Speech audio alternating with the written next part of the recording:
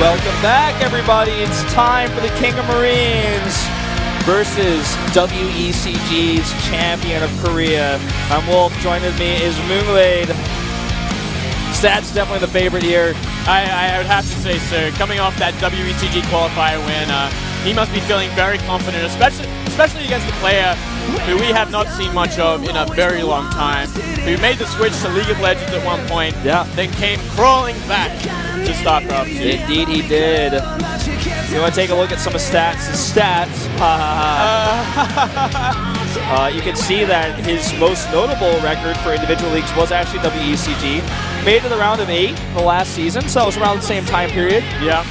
And also, keep in mind that this guy plays very, very well in Pro League, and that's not really shown in these stats. This guy is a really good player. His team actually won the whole thing. Yep, that's very true. He had a big part to play in it as well, and yeah, he's a very, very talented player. Definitely underrated, I would have to say at this point. Even though he'd won WCG recently, no one's still talking about him like they talk about Zest, Hero, SOS. I dare say he's going to be one of the stronger players next year. Uh-oh, Moonglade, the glasses are back! Oh, no! But I actually think they're real glasses this time. Yeah, Wolf, so maybe he needs some to play. I would prefer contacts though, Wolf, but I will let this one slide.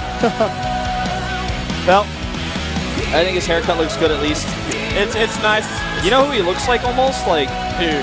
I almost want to say he looks kind of like Creator, but no, not really. Like, it's not just, really, mate.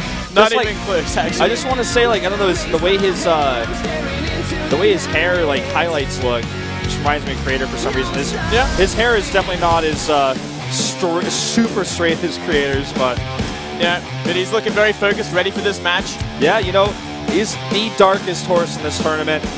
Overgrowth is the map. He is the invisible horse, I think, at this point.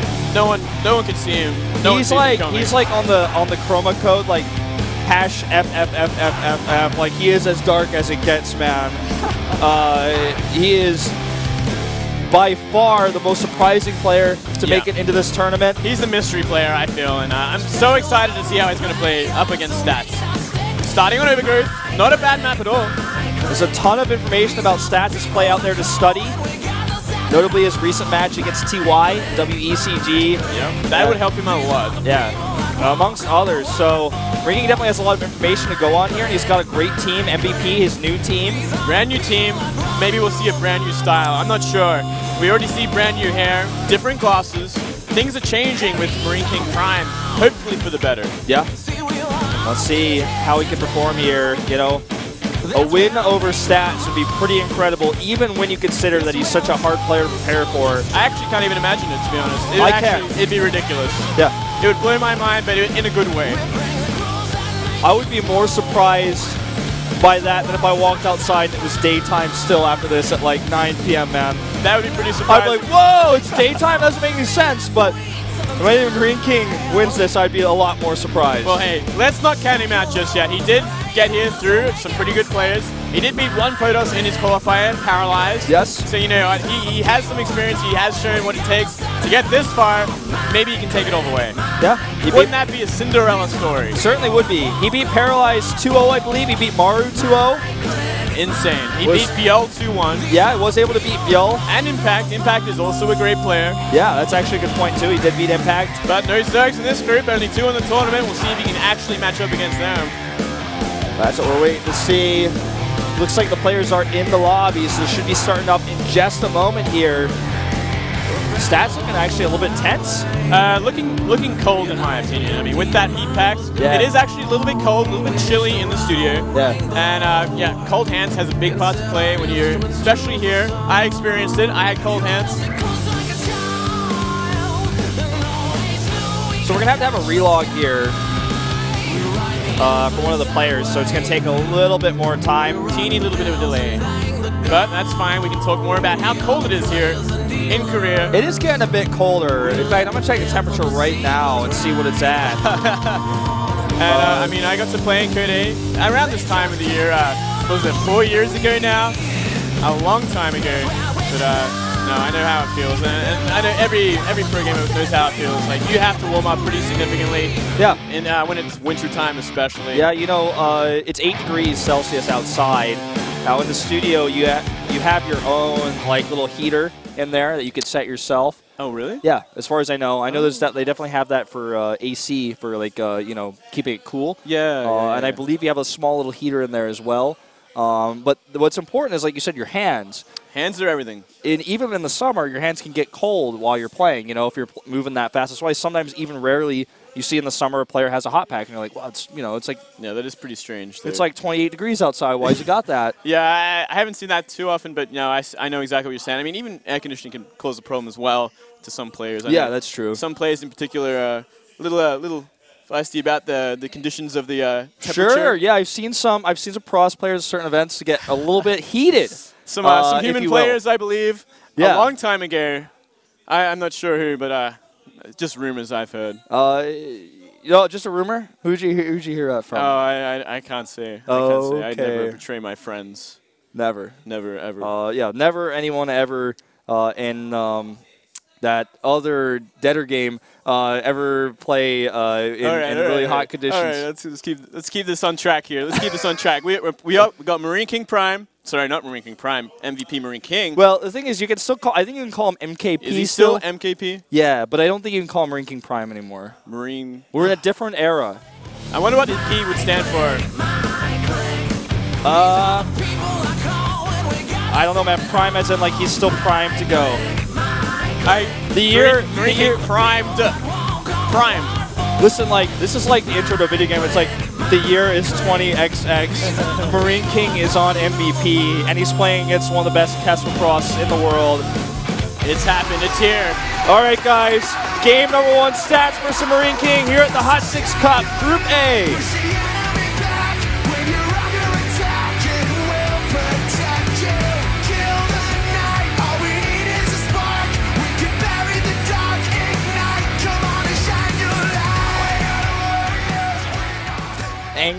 Ang? What does Ang stand for? Well, hold that thought. Let's intro the players first. Up to the top right. KT roster stats. Nice. I got it out there. Saved. It's kind of just a cute sound. It doesn't really have much meaning to it. It can often, if it's accompanied with a question mark, it can mean something like "huh" or "huh," something like that. Okay. It's a kind of a cutesy thing. I like that. Very MKP-esque. MKP now on MVP. He is MVP MarineKing. Sounds so weird. I think we just got to call him MK from now on. I think that's the only thing to do. And there he is, looking good, looking ready. I'm so excited to see what he has to show. No. You can say I called him Kong MarineKing. Welcome. Welcome back to the GSL. We already it's your have, first time in WCS. We already have a Kong in StarCraft these days, and his name is Sud. So I don't know, maybe he'll actually have to just win a tournament now. Maybe. Now, you know, a lot of people were wondering if he was going to change his ID or do something funny because he's on MVP, but he's just decided to be MVP MarineKing, sticking to the typical nomenclature. I like it. But speaking of names, for those of you guys who didn't log in to Battle.net today, free name change for everybody. Today? Yeah, it came out today. Saw it on Twitter. Huh. It's out today. I didn't know that. I actually haven't logged in myself yet today, so I don't know if it's live on Korea, but I heard all servers. I was laddering this morning on Dreampool, and I had no idea. Oh, I was just enjoying the Dream Pool. Well, I heard that it was out today. Maybe I'm wrong. Maybe I was misinformed. That doesn't matter. One of the most surprising things so far is we see MarineKing not going for a CC first. Yeah. That's something we always used to see, actually. Sure. So we have seen some progression in MarineKing style, to say the least, but it is going to be a 1-rack CC, so not completely out of the blue. Yeah. Out of the change. In fact, it looks like, yeah, he's just totally gasless. Very Wings of Liberty-esque. Very back to his roots. This is one of the most common builds, and it looks like we're going to see... I feel like we're going to see a proxy Stargate. Looks like it. I think this is exactly what Stats loves to do. We've seen it time and time again, even recently. Yeah. He already has the pylon down. It's going to be up to MK to figure out where it is. Got that early scout out, so he's going to see the pylon count. That indeed. He's going to check 1. And there's that Stargate going down at the gold. It's a rushed Stargate too, right away. Very, very quickly. I like this a lot. I think Stats still believes that MarineKing is going to be hyper eco, yeah. Hyper eco is a good word. Yeah. Econ cheese. Yeah. I hate when people say that. Maybe not. Maybe not that level. It's not a complete econ cheese because he is only going... He went 1 racks before that, but I don't think he'll have really enough Marines to cover both bases, and maybe not even enough to cover or defend against 1 Oracle. You see this SCV going in again. He's not going to see anything, though, but he doesn't get a full scout of the base, so it could be anywhere. Yeah, he really doesn't know, and that's a bit disconcerting. Anything else he sends out the scout could actually, you know, get picked off, and if he wants to do that, he's going to have to cost him another unit. It's risky. He's already playing safe, super safe, even with a bunker in the main. Yeah, see, he knows Stats' style. Are you sure this is MarineKing? A bunker in the main base? I'm kind of liking this a lot, actually. MarineKing has done his homework, but his natural is going to be a bit exposed and might actually have to lift at this point. And we're seeing Twilight follow-up. We're seeing so much aggression here from Stats. Stats just wants to kill him. He's like, okay, I know MarineKing is very greedy, so I'm going to punish him completely with a 1 base all-in. Yeah. Absolutely insane We here. rarely see builds like this. Okay, 1 kill, 2 kills, nearly gets 3, but just 2. Enough Marines to deflect it, but Stalker dominates the natural. Yeah, Stalker is at least denying mining down there for a while. Yeah. And is going to eventually, you know, force a reaction. Wants to get those gas workers. Stats, generally speaking, one of the best Oracle controlling players we have here in Seoul, and he is showing it here. Now he's going to be able to couple that with the Stalker. He's getting Blink here. And this is just going to be so much pressure he can put on right away. This is actually insane pressure. And it's going to be up to MarineKing to kind of identify how aggressive this actually is going to be. And he has to absolutely defend that stim. He's got no way to scout minus scanning. One of his orbitals is in the sky, so it couldn't even scan if he wanted it to. And every scan he uses is another lost mule. And he can, right now he's probably assuming there's a Nexus going up behind this. So yeah, he doesn't want to scan. He needs all the money he can get. Yep, playing very, very defensive here. And this is definitely the right choice. If he actually just stays like this, holds up in his base, gets more bunkers, gets more bio, and waits for stim, I think he'd be in a great position. Even keeps the bunker in the main. He's not even going to salvage that. 4 kills. You know, Stats' Oracle always seems to find a way. Sorry, 6 kills. Yeah. 6 in total. Now, he's going to even just check over here again. He wants to see the comp. How many Marines are there? How many Marauders? Keeps warping in Stalkers. No Zealots to be had here. And I don't think he's going to try to deny this command center landing. I think he wants to go in at the last second as a complete surprise. I think he just wants to kill. But, I mean, look at MarineKing's build-up already. He has sufficient numbers to kind of deal with the Blink Stalkers at this point. If Stim finishes, it's going to be a lot easier. Blink's going to finish first, though. And here come the rest of those Stalkers. He's got 12 in total. And they're going to make quick work of any Bioforce that's unstemmed. Oh, yeah. He only shows a few, but hey, you come all the way out here. I'd love to fight you. Now, Blink Stalker's coming back here. Oracle gets picked off. Does MarineKing have enough? So hard to say. I think no. He doesn't. He stims so late. Oh, at the wrong time. Just simply too late here. He's going to save the CC, but he's going to be contained at this point. And he might even die. Yeah, I don't know if he's going to be contained or if he's going to be executed. Let's see. He's blinking his way, or not blinking, but stalking his way up the ramp here. Blinking back very nicely. Those Marines basically at 0 health from all the stims and all the damage they've taken earlier. Even if he survives this wave, the next wave of Stalkers should almost certainly kill him. +1 isn't going to be safe. Grayson, oh! Beautiful follow-up. I would like this so much. He can trade for days with these Stalkers, keep him in the main base while taking the gold base and getting even further ahead, and he'll just simply have too many Stalkers by the end of this. Yeah. And that's all he's got to do is just take those gases at that gold 2, and he can make Stalkers for days. This is when you know someone has done like a lot of research. They know exactly what they want to do. Their follow-up is perfect. And yeah, he's got MarineKing in the bag for now. MarineKing's going to have to break out very soon and take that natural. He's already down 10 supply. Second CC being so important here because that's going to allow him to drop double mules and still produce 2 SCVs at a time. He can do that even still right now as we speak. The Nexus isn't quite ready yet, so he can actually catch up in Harvesters and even potentially get into a lead depending on how Stats decides to use his Chrono Boost. And he has +1. He's hanging in there. His game isn't over yet. Definitely a tough spot for MarineKing right now, but his safety starting to pay off a little bit here. Yep, absolutely. For now. But he has to break that ramp, which is going to be the hardest thing, especially if we see some sentries walked in. We haven't had a good look at the army sitting down there just yet, but I think one sentry would make all the difference at this point. And there it is. Exactly as you said. Moonglade on point. I'm on point today. And I actually really like that probe at the top left there. Oh, sorry, just above the base of the Terran. It's going to see any drops that come out because that's going to be a very, very important thing to find. Yeah. And drops are so risky for MarineKing right now. If he gets spotted with a drop, Blink can shut that down. He has no idea where any Blink Stalkers out there could be. And if he just gets sniped, it's just going to be a disaster. Yep. And I think we're seeing a move down on the ramp here. We haven't got a good look, and there it is. Look at that. Boom. Force field right on time. Oh, saves a MarineKing of Marines. Keeps no him joke. alive, but yeah, if this army actually gets down, there's simply nothing he can do. It looks like he's going to drop down, and I think this is a perfect move. Oh, wow. He's going to trap this army, in fact. I like this a lot. Oh, but great force field. Yes. And look at that. Perfect reaction time here by Stats. So MarineKing breaks out, and he's actually up almost 20 supply at this point. That was a really nicely handled situation by Stats, but I think he should have used that force field to escape, not to engage. Yeah, I'm surprised we didn't see any Guardian Shield, and I think if we saw Stats on point, really on point, he could have blinked under those medivacs before they actually started dropping. He was a bit flustered there. The force field was good, but engaging that army was not the right choice, and now his army comp is actually no longer relevant. You know, he has no AoE, he's got pure Blink Stalkers against a Bioforce that has medivac, stim, combat shields, and 1-1 upgrades now with the armor completing. Yeah. And he's actually just going to go straight for the main because that's all he knows. I don't think he's seen any glimpse of that gold base yet. He has no idea whatsoever. This is a very, very awkward position for Stats to be in. We could see a very unexpected win from MarineKing in just a second here. All right, well, he's got to buy a little bit more time. He does have this insane economy with that gold base, but he's only got gateway units. That's the problem. And they're being picked off one by one here. A bunch of pylons going down to help reinforce, and there go the probes! Damage is being done so quickly here.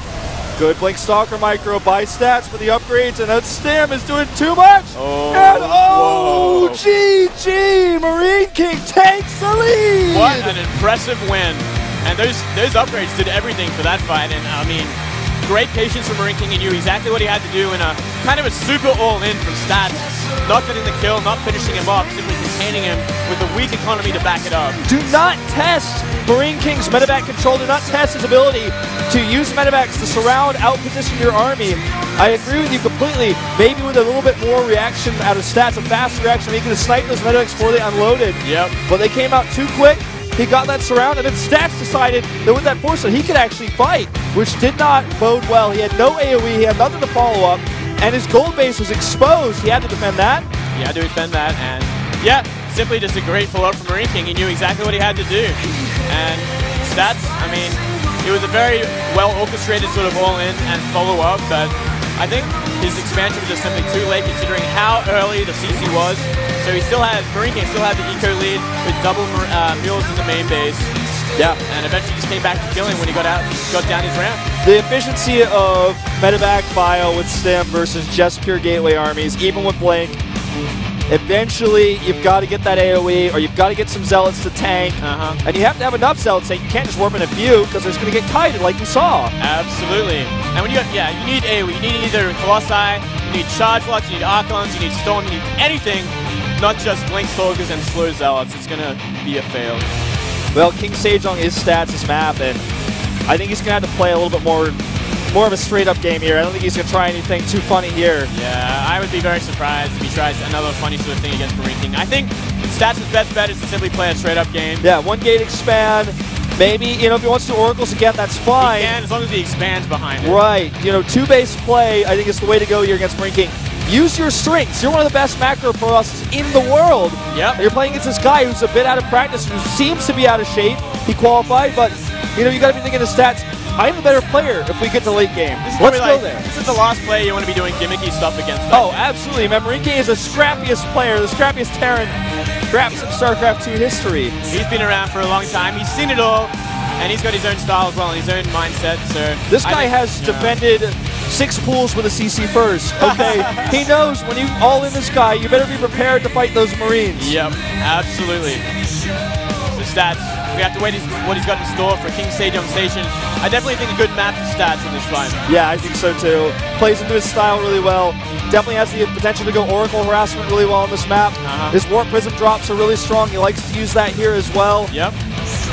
Very, very good map to go for 3-base on and have a plentiful counterattacks with the Warp Prism, with Blink Stalkers. All right, guys, let's go into game number 2. MarineKing is in the lead.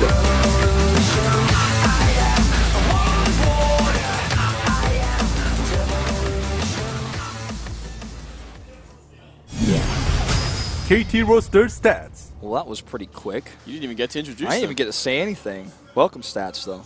Welcome. Down 1 game. Yep. Has to win this. He's wearing his own glasses, getting a bit spotted there. And down here to the bottom right, the King of Marines. MVP MarineKing. MVP MarineKing. Looking very, very strong in that first game. But hasn't been completely tested, I feel. It was more of a gimmicky defense sort of thing, like a bit of an awkward situation. We haven't seen his macro. We haven't seen exactly what he got in store for the mid to late game, or if he has any tricks of his own. I think this would be a map to do it on for sure. He does have 1 game sort of leeway. He can afford to lose this game and go to the 3rd game. Stats cannot, so I think we'll see Stats play a much safer, much more straightforward kind of game. Sure, yeah, I agree. Macro sort of game, I feel. Well, I kind of feel like we're going to see MarineKing do... Never mind. I'm not going to say anything. Were you going to go do the same build? I was going to say that, but then he made it a refinery. So. Well, there was a moment, I don't know if you noticed, where he sent the SCV that was making the barracks back halfway, then sent it back again to make the barracks. Maybe. I almost wondered for a second if he was considering doing a CC first. That could have been it. We have seen him do that time and time again. But Reaper makes complete sense in this map. It does have the backdoor ledge into the main base, which you definitely want to use as a Terran player to kind of get that scout on the tech with the Reaper. So no surprise whatsoever, and great build order from MarineKing. Yeah, standard as it gets. Super standard, super safe, and same from Stats. 1 gate, 1 gas. Nice wall there in the case of a Hellion drop, and even for Reapers, it's easier to trap those. Definitely for Reapers. Very, very good this early on. And you know, there's a lot of different ways a Reaper can jump up on this map, so really strong map for a Reaper opening. Now, MarineKing really likes to reinvent the wheel a lot of the time, but today he's just keeping it simple. Oops, sends his gas, holding SCB down. That's a little annoying, but I noticed that not only did we see this from Innovation of MarineKing as well, just doing that double pull out to get the faster CC on the gas. As soon as he gets that 50 for the reactor, he's going to be able to put that CC down at the same time. Works out really well. Yeah. Looking very good. Going to get that nice Marine count out early on. You will definitely want that against Stats in case of a proxy oracle again. You do not want to just lose a game simply because of a proxy oracle killing everything. Yeah, and that's a high chance with Stats. Yeah, we saw it already. We saw it already, Wolf. We've seen it a lot in his previous matches. Fast eBay too. We did see Wolf say that he did a lot of research on Stats, saw a lot of recent games. I'm sure he's very, very comfortable with the style that Stats is playing. Well, I was really happy with the bunker because the bunker's a nice compromise when you do the build that we saw last game because you don't have a quick eBay. And the reason why you don't have a quick eBay is because if you have that, you're only doing it for turrets because your gas is so late because you went gasless. But in this case, the eBay synergizes with turret defense as well as a fast +1 because he's got that gas. So in the last game, we got a bunker in. Oh, it really is the King of Marines. He's got a 3rd CC. Oh, nice and gritty. So here we go. Here's more of a MarineKing style that we're used to. Nice and greedy early on. Remaining pretty gasless at this point. Starting to mine now. Does have that +1 going. We see a Twilight Council come up for Stats here, most likely for Blink. There's a lot of different Blink pressure you can do on this map. Yeah, Blink was made for this map, I feel. Yeah. I wonder if we're going to see the more sort of hero-esque style where he's going to be counter-attacking and applying pressure with a small amount of Stalkers, going into that late game with more Colossi. But we'll have to wait and see exactly how comfortable Stats is. Oh, one more will do it. Oh, very close. Very annoying. And we'll see if MarineKing scans. With 3 orbitals, he could certainly spare one. He's going to wait a little bit longer just to clarify to make sure he can get that full scan. He wants that economy right now. But I think when the orbital finishes, he might actually drop another scan just because you've got to be in the know against a player like Stats. Yeah. You've got that extra CC. You know, why not just sack 1 mule to see what's going on? It makes perfect sense. And there's the robo facility, so keeping it sort of standard here. Nothing out of the ordinary. Going to be applying that pressure with Blink Stalkers, going into that tech, going into those observers, playing a safe game on this map because it is a very good drop map for Terran. A lot of backdoor areas. And I mean, even the natural has a great dropping position. MarineKing very light on the Marines for now, just dropping all the add-ons. He's going to have that insanely fast +1. 2 turrets, not skimping on that. I mean, I guess ideally if you want to have a perfect defense against Oracles, you could drop the 3rd on your production facilities, but pretty safe here. He's got his Marine count up, now going into Marauders, getting that stim out. He's probably going to start +1 armor immediately after that +1 infantry is done. It's 10 seconds away now. Very, very similar sort of timing to last game. And I mean, those upgrades had a huge difference in the last fight, especially. We saw just simply no bio dying with the help of Medivacs to gateway units alone. And, you know, as mentioned, his timing for that is perfect. Like, he might have even queued it because as soon as the +1 was done, the armor was starting. It's going to have that super fast. And, you know, what does this sacrifice come to with this fast 200 gassing spin light? Your Medivacs are late, but when they are out, your bio hits hard because the Medivacs are now going to line up with stim and combat shields a little bit better. You're going to have that 1-1. You just have so much more pressure you can put on with that bio force. And here we go. We're going to see about 7 or 8 Stalkers move across the map into the position, into the back sort of area behind the main base with an observer, actually, so he can do the counterattacks that we were thinking of. Yeah, and a Warp Prism's coming down, too. There's going to be all sorts of you know, coming from different angles, pressure. A lot of counterattack potential there, which I like a lot. Keep MarineKing in his base as long as you can while you get those Colossi out, while you get your third base up pretty safely. And I mean, we saw Hero do it perfectly in the previous series. Sure. Now, there's the Blink coming in here. He's going to pick off some of these SCVs right away. See how many he gets. Looks like he's going to stick with 2 for now. Might want to get that Marauder. A lot more patient, actually, with the Stalkers than we saw from Hero. Yeah. Don't think he's going to lose a single one. No, very, very clean micro there, getting a few kills. And here comes the warp in. I guess he'll be harassing the third base at the very least. Yeah. I don't think he'll be going into the main base where the Stalkers are. Exactly. I don't think he got any scout of the third CC at all, so he's probably going to fly over it and then just drop his Zealots there instead of dropping the main. Yeah. Or, you know what, if he brings the Stalkers over here, he can actually do both. He can use the Stalkers and the Zealots. Kind of switch things up here, I guess. MarineKing is banking on the element of surprise here. He's hoping this isn't scouted, but unfortunately it is. Yeah. And now he's going to have to lift here. He loses his SCV. Needs to cancel that one and get out. And actually, Stats is just playing so safe. He's not even willing to take a chance here. You know, he could have picked off some of those bioforces and blinked away, but he's just going to get out. He really wants to conserve his units. Yeah, I really understand that because he must know by now that Stim would be finished, and he did see Marauders with that lineup. So if he actually gets kind of caught out, he will lose a lot, and I don't think he can really afford to lose anything right now because he knows that timing could be coming to cancel that third base, and he simply needs his Stalkers more than anything else to help buffer for the Colossi. Yeah. Observer sees that, move out. He sees the third base is being saturated now. MarineKing could be pretty happy that he didn't have to cancel the SCV. You know, he kept his third base there. There's a little bit of harassment here. He's going to have to pull these back, but I like this. Perfect timing. And going into the main base as well. So he's going to really spread out MarineKing's defenses here. But this is a lot of bio here, and he has the upgrade advantage. Let's see if he can get into a good position. He's actually going to try to cut these reinforcements off. Good force field so far, and this is mostly Marines. Even the King of Marines is not going to feel comfortable against this vehicle. Also, he sneaks through, gets one, and gets the second. And now it's just pure bio. And with those upgrades, he's able to push through. Now we'll get that pylon. The Zealots are still doing a ton of damage. The economy back at home is crippled, but he's going to go over here and rip through this probe line right now. That shouldn't have happened. I think Stats is way too confident in that fight. He really underestimated who MarineKing is and what he's all about. So did I, man. He slipped right through the force fields, and he went right for those Colossi. But great damage resetting the Colossi count like that. But he has to get away. Yeah, and a lot of damage done back at home. Look at this micro. Going to pick off a Stalker or 2 here on his way out. Ooh!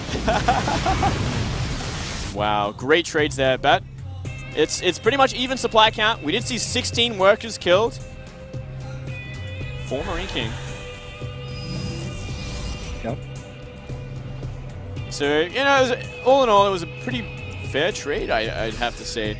Though, I mean, losing 2 Colossi is a pretty huge thing at this point. But this War Prism has been doing some great work. Yeah, it has. All right, Zealots coming in from multiple angles here. Keeping that SCV count low. Very important. And just good targeting here.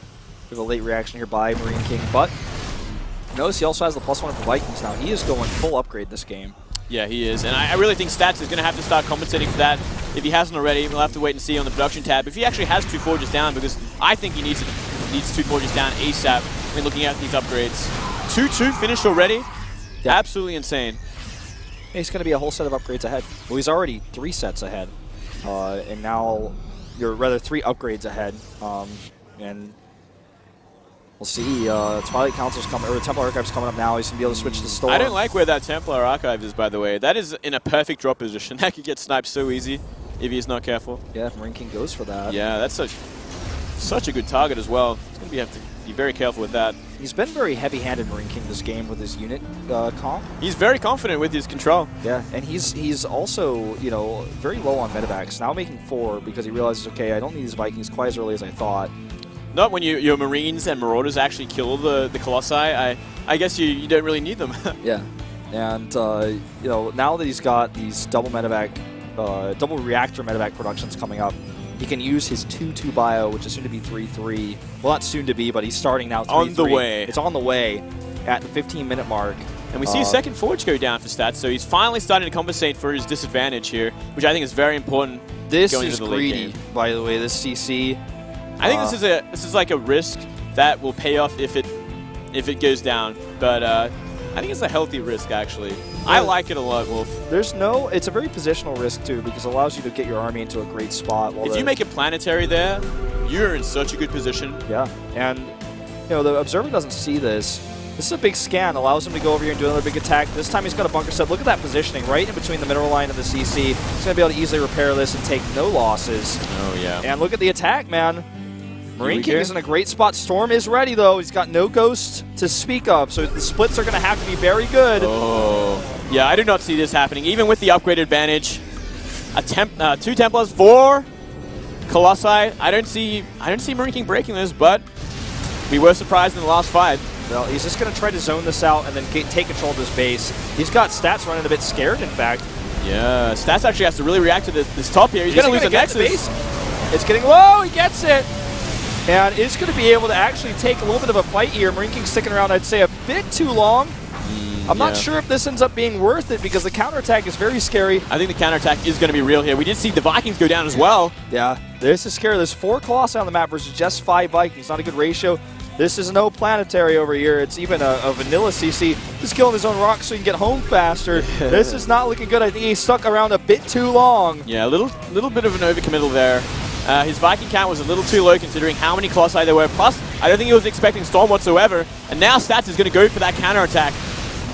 A really tough position to attack into, though, with all these Marauders up here at the top. Yeah, that is a dirty position.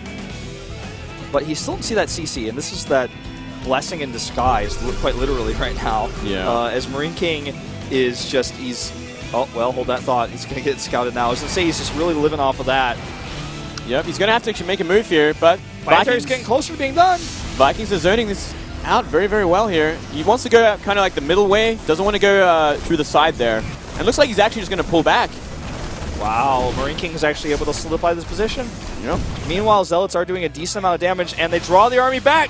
Now he's sieging up that planetary. Still such an awkward position to go from, though.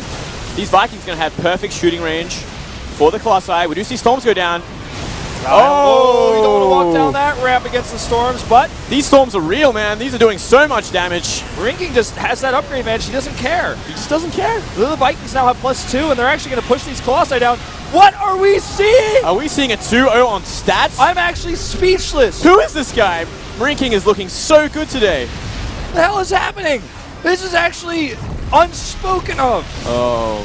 He ate so many Storms, but his upgrades, his count, his Medivac count, his bio is just too much. He's up for supply. I don't think Stats can hold. This is also, this game is over. MarineKing You're going crazy, Wolf. I don't know if it's daytime or nighttime outside anymore, Moonblade. All right, well, MarineKing's army actually will eventually be cleaned up as it's all down in the red here, and that is some pretty heavily upgraded Zealots. Yep, that's But true. the reinforcements are coming down, and if he just solidifies that group for just a second here, gets it healed up, should be able to kill that third base. The fourth was already canceled. He's actually going for the heart here.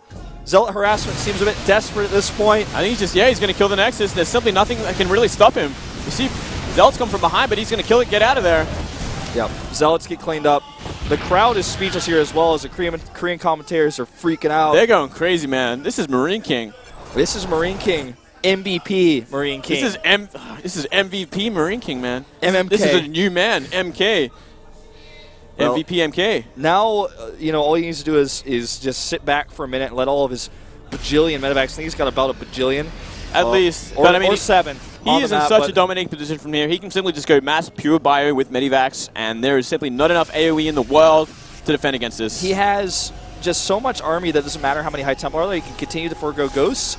if more Colossi are made, he's already got that covered because he's had so many medevacs on the map already. Could just keep making Vikings. And in the rare case he needs to land them, he's going to have those for that too. By the way, they have +2, so they're pretty strong. Yeah, they're doing great damage here. This style that we were seeing from MarineKing is pretty rare to just see a player rush out upgrades like this so quickly. It's a very technical style. It's really refreshing, actually. And I've definitely seen MarineKing kind of favor this kind of style in the past. Even like 2 years ago, he loved his upgrades. Liberty. He was all about this. He loved his upgrades, and I'm so happy to see that he has kind of kept this style and kept going with it.